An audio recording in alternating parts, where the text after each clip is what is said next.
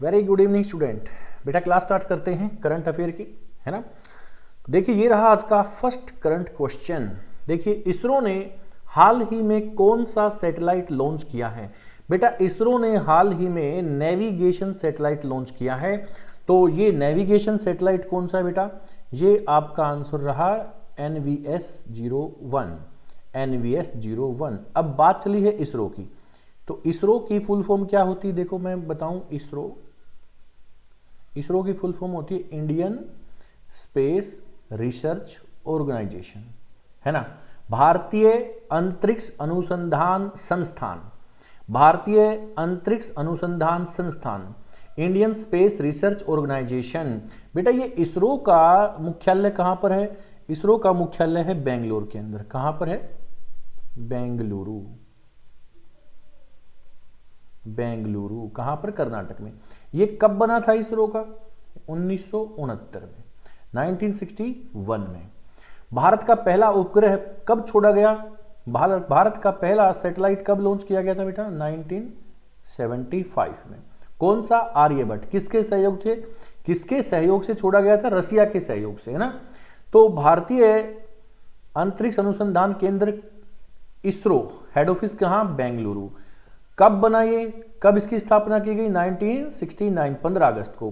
पहला उपग्रह कब छोड़ा गया? 1975 को, आर्यभट्ट, है ना। जो कि 5 दिन बाद आर्यभट्ट उपग्रह ने काम करना वहां पर हालांकि बंद कर दिया था, लेकिन ये भारत के लिए बहुत बड़ी उपलब्धि थी, है ना। सारी दुनिया सन्न रह गई थी इस चीज को देखकर कि भारत भी कितना जल्दी से आगे बढ़ रहा है ना। तो बेटा इसका क्वेश्चन का आंसर है NVS-01। आगे बढ़ते हैं। 2 जून को किस राज्य का स्थापना दिवस मनाया गया? 2 जून को किस राज्य का स्थापना दिवस मनाया जाता है? सबको मालूम है। तो बेटा 2 जून को मनाया गया अभी तेलंगाना का स्थापना दिवस अब की बार मनाया गया है 2 जून को, क्योंकि तेलंगाना बेटा सबको मालूम है 2 जून 2014 में ये राज्य बनके अलग हुआ था, है ना। किससे अलग हुआ था? 2 जून को किससे अलग हुआ था? आंध्र प्रदेश से तेलंगाना बनके अलग हुआ था। मैं सबसे लास्ट में जो बने हुए 4 राज्य हैं मैं आपको वो दिखाऊं एक बार। देखिए भारत में अंतिम 4 राज्य कौन कौन से बने, मैं उनका सीक्वेंस आपको बता रहा हूं। तो छत्तीसगढ़, है ना, उसके बाद उत्तराखंड, फिर झारखंड और अभी लास्ट में तेलंगाना। तो बेटा छत्तीसगढ़ कब बना था? मैं एक बार डेट बताऊं आपको। 1 नवंबर सन 2000 में, सन 2000 में। उत्तराखंड कब बना था? 9 नवंबर सन 2000 में। झारखंड कब बना था? 15 नवंबर ये भी 2000 में। तेलंगाना अभी 2 जून 2014 में। तो ये भारत के लास्ट बने 4 राज्य हैं। छत्तीसगढ़ बेटा किससे अलग हुआ था? छत्तीसगढ़ अलग हुआ था MP से, मध्य प्रदेश से। उत्तराखंड किससे अलग हुआ था? उत्तर प्रदेश से अलग हुआ था। झारखंड किससे अलग हुआ था? झारखंड बिहार से अलग हुआ था। ओके। तेलंगाना किससे अलग हुआ था? तेलंगाना आंध्र प्रदेश से अलग हुआ था। तो भारत के अंतिम 4 राज्य इस प्रकार हैं, देख सकते हो। छत्तीसगढ़, उत्तराखंड, झारखंड, तेलंगाना। 1 नवंबर को छत्तीसगढ़, 9 नवंबर को उत्तराखंड और 15 नवंबर को झारखंड और 2 जून को तेलंगाना। तो 2 जून को किस राज्य का स्थापना दिवस मनाया गया बेटा? अभी तेलंगाना का। किससे अलग हुआ था? आंध्र प्रदेश से ये राज्य अलग हुआ था। ओके। अगला क्वेश्चन, अंतरराष्ट्रीय बुकर पुरस्कार किस पुस्तक के लिए प्रदान किया गया? तो बेटा ये भी बड़ा चर्चा में रहा है। ये जो बुकर पुरस्कार होते हैं ना, ये लेखक के लिए होते हैं। ओके, पुस्तक के लिए होते हैं। और कौन से लेखक को मिला? तो वो पुस्तक कौन सी पुस्तक को मिला होगा तो वो लेखक को मिला, इसका मतलब है ना। तो कौन सी पुस्तक को मिला? Time shelter. तो बेटा टाइम शेल्टर को ये अंतरराष्ट्रीय जो बुकर पुरस्कार है ये प्रदान किया गया। और इसके लेखक कौन है? इसके लेखक कौन है बेटा? इसके लेखक है जॉर्जी गोस्पोंदिनोव। जॉर्जी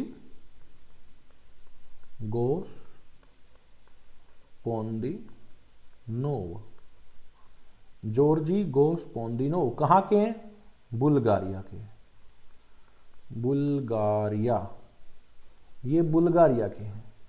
कहां के हैं? बुल्गारिया के। जो जॉर्जी गोस्पोंदिनो, इनको दिया गया है कौन सी पुस्तक के लिए? टाइम शेल्टर के लिए। ओके, अगला क्वेश्चन, क्वाड 2024 शिखर सम्मेलन की मेजबानी कौन सा देश करेगा?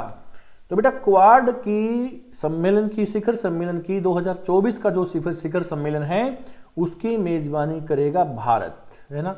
सबको मालूम है कि पीएम मोदी अभी ऑस्ट्रेलिया की यात्रा पर गए थे, तो ऑस्ट्रेलिया में वहां पर उन्होंने ये फैसला किया, सबको बताया, ये अनाउंसमेंट किया कि अगला जो क्वाड शिखर सम्मेलन होगा वो भारत में होगा। और बेटा क्वाड का जो इसमें मेंबर हैं क्वाड के अंदर, इसमें कौन कौन देश मेंबर हैं? इसके ये 4 मेंबर ही हैं, इंडिया, ऑस्ट्रेलिया, अमेरिका, जापान। ये चारों के चारों क्वाड शिखर सम्मेलन में भाग लेते हैं क्योंकि चारों ही इसके मेंबर हैं।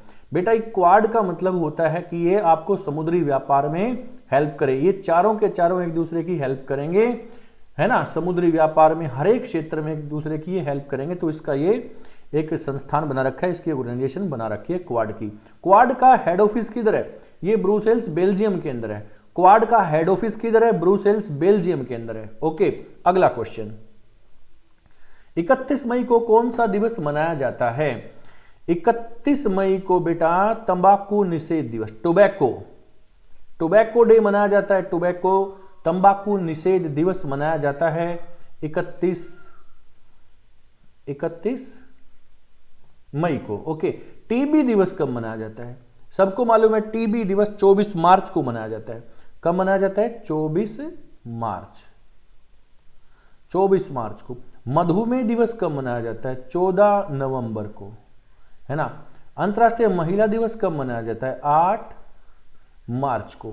ओके, तो ये क्वेश्चन है बेटा, ये बहुत अच्छे ये डेज मैंने आपको बताए हैं। तंबाकू दिवस 24, तंबाकू दिवस मनाया जाता है 31 मई को, 31 मई को।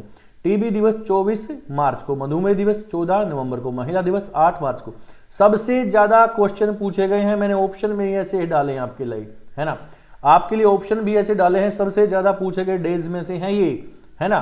तो बेटा अगला क्वेश्चन देखिए कौन सा है, ये रहा next question. Super computer Airavat किसके द्वारा लॉन्च किया गया?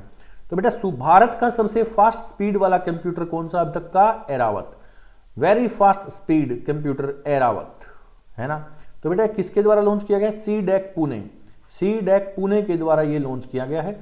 भारत का जो सुपर कंप्यूटर है इसको वर्ल्ड में इसकी स्पीड के लिए, इसकी अच्छाई के लिए इसको 75वीं रैंक मिली है। 500 कंप्यूटर में से भारत की रैंक मिली है 75वीं, 75th रैंक में ये रहा एरावत, है ना। अगला क्वेश्चन देखिए, सितवे बंदरगाह कौन से देश में है? Sittwe C port in which country? Sittwe C port in which country? तो कंट्री बेटा ये रही म्यांमार, तो म्यांमार का सीपोर्ट है ये, है ना। ये म्यांमार जो सीपोर्ट है ये व्यापार करेगा समुद्री मार्ग से भारत के साथ। जो कोलकाता बंदरगाह है ना अपना, कलकत्ता बंदरगाह है वेस्ट बंगाल में, वहां से ये व्यापार होगा और म्यांमार का सितवे पोर्ट तक ये व्यापार होगा, है ना। बेटा मैं बता चुका हूं भारत के बंदरगाह भी, ये अपना साउथ इंडिया है। यहां पर कौन सा सी पोर्ट है? यहां पर कोलकाता है वेस्ट बंगाल में, है ना। यहां पर ओडिशा में कौन सा बंदरगाह? ओडिशा में बेटा पारादीप है, पारादीप। यहां आंध्र प्रदेश में कौन सा है? विशाखापट्टनम, विशाखापट्टनम। यहां तमिलनाडु में चेन्नई वगैरह है ना। तूतीकोरिन है और एन्नोर है, शॉर्ट में लिख दिया मैंने। यहां केरला में कोच्चि है ना। यहां पर कर्नाटक के अंदर कौन सा है? न्यू मंगलोर है, कर्नाटक के अंदर न्यू मंगलोर है। यहां कर्नाटक से ऊपर कौन सा? गोवा, गोवा में कौन सा? मार्मा गोवा है, मार्मा गोवा। फिर यहां पर महाराष्ट्र में कौन सा है? महाराष्ट्र में मुंबई है और जवाहरलाल नेहरू है, जवाहरलाल नेहरू और मुंबई सी पोर्ट है। गुजरात के अंदर कौन सा है? कांडला, कांडला का बेटा नाम चेंज हो गया, दीन दयाल उपाध्याय हो गया, है ना। और गुजरात में एक और है दाहेद सी पोर्ट। भारत का सबसे बड़ा प्राकृतिक बंदरगाह बताया जाता है मुंबई, महाराष्ट्र का। ओके, तो ये क्वेश्चन मैं सारे ऑफलाइन में बता चुका हूं, मैं फिर से आपके सामने रिवाइंड कराता हूं। देखो ये सारे के सारे बंदरगाह हम कर चुके हैं, है ना। तो मैं फिर से एक बार बताऊं, गुजरात का बंदरगाह बेटा कांडला, जिसका नया नाम हो गया दीनदयाल उपाध्याय। और ये भारत का ज्वारीय बंदरगाह है। कौन सा? दीनदयाल उपाध्याय भारत का ज्वारीय बंदरगाह है। गुजरात में ही दूसरा बंदरगाह है दहेज, है ना। फिर महाराष्ट्र में मुंबई बंदरगाह और जवाहरलाल नेहरू बंदरगाह है। मुंबई भारत का बड़ा बंदरगाह बताया जाता है प्राकृतिक, और जवाहरलाल नेहरू भारत का सबसे बिजिएस्ट सीपोर्ट बताया जाता है, जो कि व्यापारिक तौर पर ज्यादा व्यस्त रहता है ना, जवाहरलाल नेहरू। उसके बाद गोवा का है मारमा गोवा, और कर्नाटक का है न्यू मंगलोर, और केरला का है कोची, है ना। तमिलनाडु का एन्नोर, तूतीकोरिन और चेन्नई, है ना। उसके बाद आता है आंध्र प्रदेश। आंध्र प्रदेश में विशाखापट्टनम, जो कि भारत का सबसे गहरा बंदरगाह है। उड़ीसा का बंदरगाह है पारादीप, और उसके ऊपर वेस्ट बंगाल में कोलकाता सीपोर्ट है ना। तो ये सीपोर्ट मैंने आपको बता दिए हैं, बहुत ही इंपॉर्टेंट होते हैं। ओके, अगला क्वेश्चन, पूर्वोत्तर भारत के कौन से राज्य में पहली वंदे भारत एक्सप्रेस शुरू की गई? तो बेटा ये पहली वंदे भारत असम के अंदर वहां पर शुरू की गई है, असम के अंदर। ओके, पहली वंदे भारत। तो वंदे भारत बेटा बहुत फास्ट स्पीड से चलने वाली ट्रेन है, और अभी अभी इसके ऊपर एक करार किया गया है फ्रांस के साथ। तो देखते हैं अगला क्वेश्चन कौन सा। देखिए, देखो, अभी किस देश के राजा नोरोडोम सिंगमोनी पहली बार भारत के दौरे पर हैं? तो बेटा ये राजा कौन से देश के हैं? नोरोडोम सिंगमोनी, ये भारत के दौरे पर हैं। तो ये पहली बार आएंगे। ये कहाँ के राजा? कंबोडिया के। ये राजा नोरोडोम सिंगमोनी भारत में पहली बार आ रहे हैं, जो कि कंबोडिया के। ये कंबोडिया कंट्री किधर? ये एशिया की कंट्री बेटा। कंबोडिया कंट्री किधर की है? एशिया की कंट्री है। ये म्यांमार से और साइड में जाकर, म्यांमार के और भी ईस्ट में जाकर, है ना, थाईलैंड मलेशिया के थोड़ा सा और ईस्ट में, थाईलैंड के और ईस्ट में पड़ेगी ये, वहां पर कंबोडिया कंट्री है। आगे चलें, ये रहा क्वेश्चन। हाल ही में चर्चा में रहा पेरियार नेशनल पार्क कौन से राज्य में है? बेटा ये चर्चा में क्यों रहा? क्योंकि देखो है तो ये केरला के अंदर। केरला का पेरियार नेशनल पार्क, ये टाइगर के लिए best sanctuary, best national park घोषित किया गया है इसको, है ना। पेरियार सबको मालूम है, पेरियार नेशनल पार्क किधर है? केरला के अंदर है, बहुत इंपॉर्टेंट है।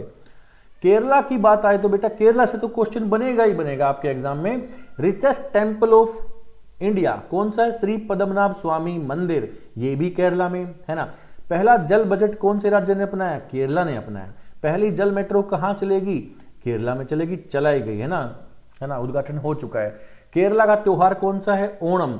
लिटरेसी रेट में सबसे आगे कौन है? केरला।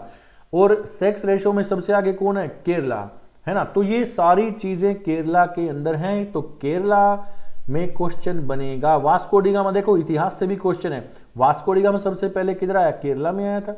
गया कहां से था? गोवा से गया था। आया कब था? 1498 में। गया कब था वास्को डी गामा? 1499 में, गोवा के रास्ते से, गोवा से होते हुए वापस गया था वो, है ना।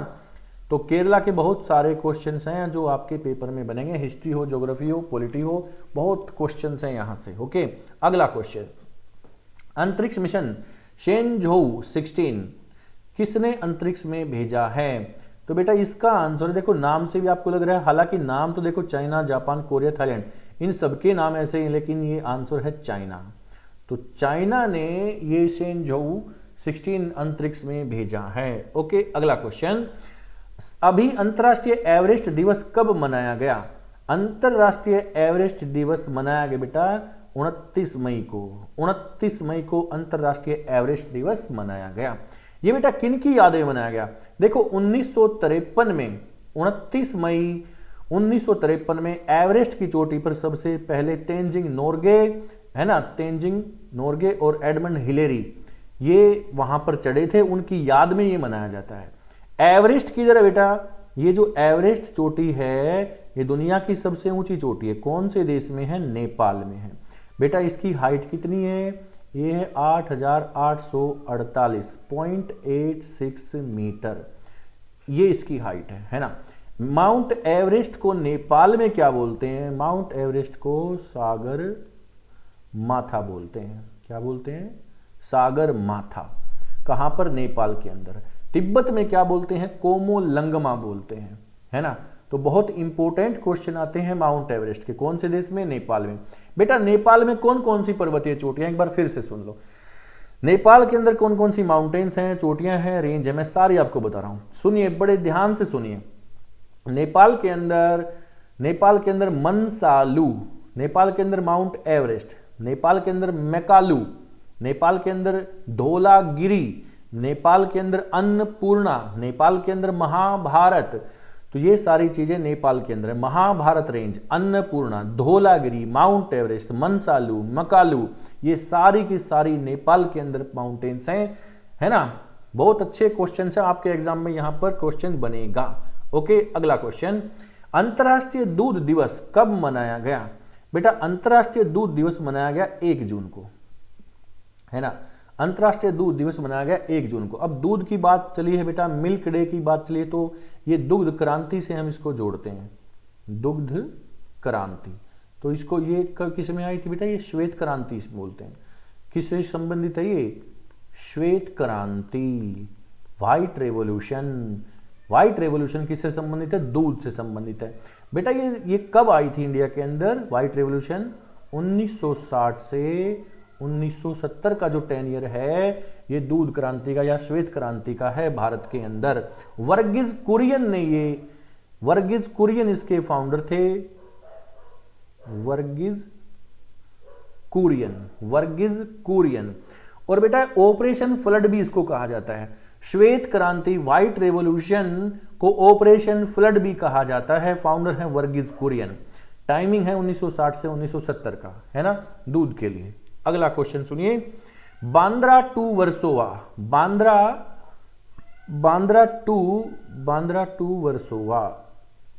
टू वर्सोवा सीप रूट इज नेम्ड आफ्टर हुम, किसके नाम पर इसका नाम रखा गया? बांद्रा टू वर्सोवा समुद्री मार्ग का नाम किसके नाम पर रखा गया? तो देखो इसमें वीर सावरकर है बेटा, वीर सावरकर, बहुत अच्छा ये काम किया अब की बार। वीर सावरकर, इनके नाम के सामने जितनी बार भी हम वीर बोले उतना ही कम है। इसको समझो बेटा, इस वीर नाम को समझो, वीर सावरकर, विनायक दामोदर सावरकर, ये बड़े वीर थे, बहुत बड़े क्रांतिकारी, है ना। आपको इनका इतिहास पढ़ाया ही नहीं गया, इनके बारे में बताया ही नहीं गया, जो कि बहुत ही गलत बात रही। लेकिन अब इनका इतिहास सब बच्चे की जुबान पर होगा आने वाले समय में, है ना। तो मैं इसकी एक क्लास डाल चुका हूं बेटा, जाकर वहां पर पढ़िए, इनकी पूरी बायोग्राफी मैंने डाल दी है ना। कितने से कितने समय तक ये जेल में रहे, माता का नाम, पिता का नाम, बच्चों का नाम, बहन का नाम, सबका नाम मैंने आपको बताया है। कितने समय से लिए, कहां कहां उन्होंने पढ़ाई की, वकालत की, और कब से कब तक ये जेल में रहे अंडमान निकोबार में, सारी चीजें मैंने उसमें डाल दी हैं। ओके, बहुत इंपॉर्टेंट है बेटा अपने वीर शहीदों के बारे में जानना, ठीक है। अगला क्वेश्चन, कौन से देश की company Alstom, 100 Vande Bharat train बनाएगी? 100 वंदे भारत ट्रेन बनाएगी। Which countries company Alstom will make 100 Vande Bharat train? बड़ा ही फैंटास्टिक क्वेश्चन है, आंसर है फ्रांस। इसका आंसर है बेटा फ्रांस। तो फ्रांस यहां पर भारत के लिए 100 वंदे भारत ट्रेन बनाएगा। ओके, आज के लिए इतना ही बेटा, नेक्स्ट क्लास में मिलते हैं। और नेक्स्ट क्लास आपकी ज्योग्राफी, हिस्ट्री या पॉलिटी की बड़ी फैंटास्टिक क्लास होगी, देखना बिल्कुल ना भूलें। Okay, good night.